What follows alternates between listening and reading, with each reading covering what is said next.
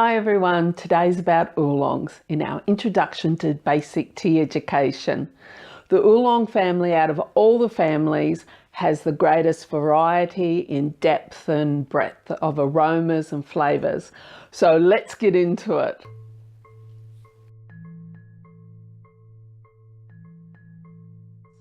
So the oolong history starts in the Fujian province of China in Wui Mountain from about the 1600s. And throughout history, there have been two distinct areas and styles that have developed in oolongs. And this is the Chinese style and the Taiwanese style. The Chinese is a very strong style and well known for their rock oolongs, as in Da Hao Po and Eight Immortals. They also have the Dangzhongs as well. And then you have the Taiwanese style, which is your high mountain oolongs, the milk oolong, the oriental beauty oolongs. Oolongs are often identified in between a green and a black tea. And when people identify them or try to explain them to you that way, what they're trying to say is more of a flavour profile. They start, Baozhong is probably the first in the oolong family, and it is only just lightly oxidised. So it has a lot of the profiles of the green tea without the grassiness that's in there. It is the first stage of the floral notes starting to come in. And then on the very other end of the spectrum of oxidisation, you have, and closer to a black tea, you have your rock oolongs, you have your highly oxidised oolongs from Taiwan as well. And they're up as high as 90%. And they have the more fruitier, naturally sweeter and fruitier notes. Right in the middle, you have your amber oolongs as well.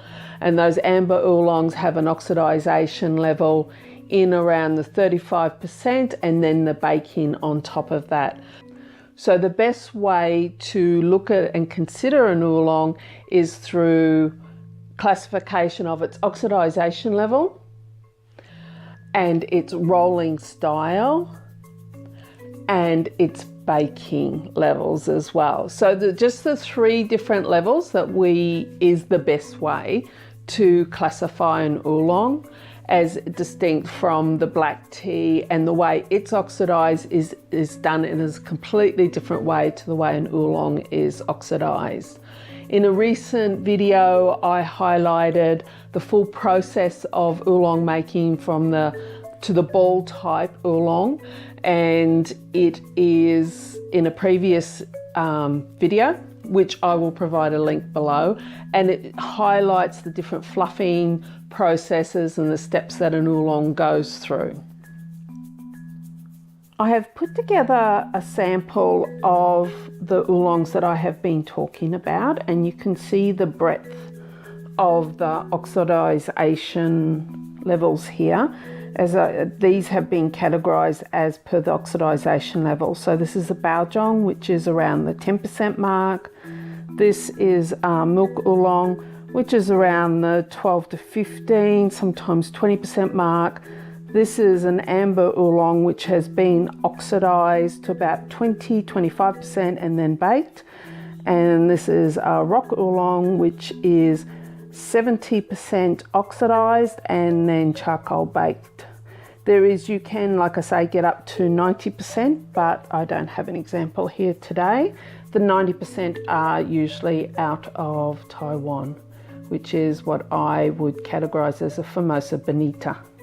Oxidisation levels will impact upon your flavour profiles, as in the lightly floral but still vegetative, and then moving up into stronger orchid type flavours, and then into the fruity, sweet, naturally fruity flavours. The baking here and a little bit of baking there adds the extra flavour of the nuttiness, the toastiness, or the little bit of a charcoal type flavours that come through, aroma that comes through there. The stripped or rolled, they can be categorised by being stripped or rolled. This is a strip tea, as you can see there. And this is a rolled tea. And this is being rolled, balled as well, which is your amber. And again, the rock oolong is typically a strip as well. This is your wet leaf here. I'll just focus in there for you. The wet leaf. And you can see that it's still very green and there's only a little bit of a brownness around you. Baljongs are strip rolled and processed, and the light bake on it is usually done, has been completed through the drying process. The next one is your milk oolong, or a jade oolong, rolled oolong. It is still fairly green to look at. Even the liquor is starting to get a little bit darker. These leaves, the distinct style of a milk oolong is the leaves are still all very attached. There. And there's only a slight browning of the leaf around the edge to show the oxidization. This is the amber oolong, which go in a bit closer. You can see the leaves have become more brown, but the browning is more from the baking because you can still see elements of green in there.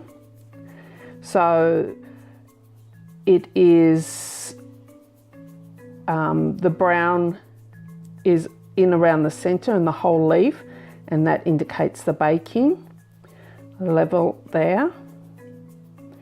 So that's a mid to high fire bake on that particular one.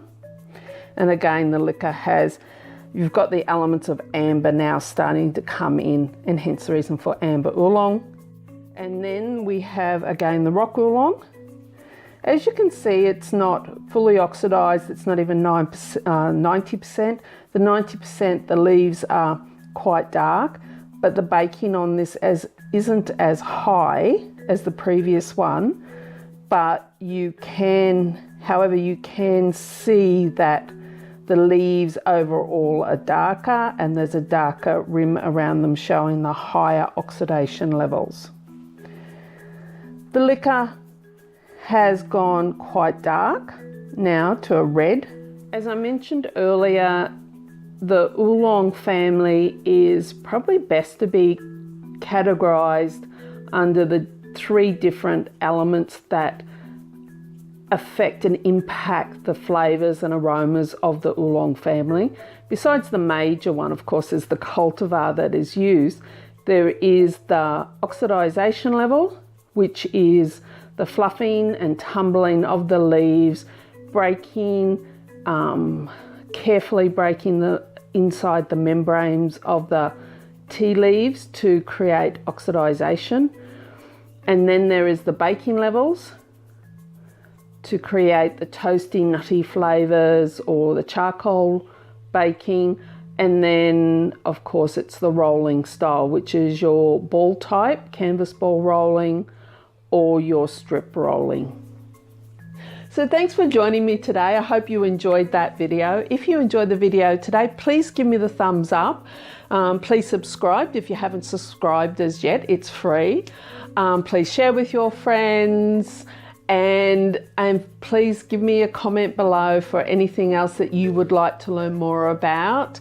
I will be doing more videos on oolongs because it is particularly a favourite tea of mine, so I enjoy talking about oolongs a lot.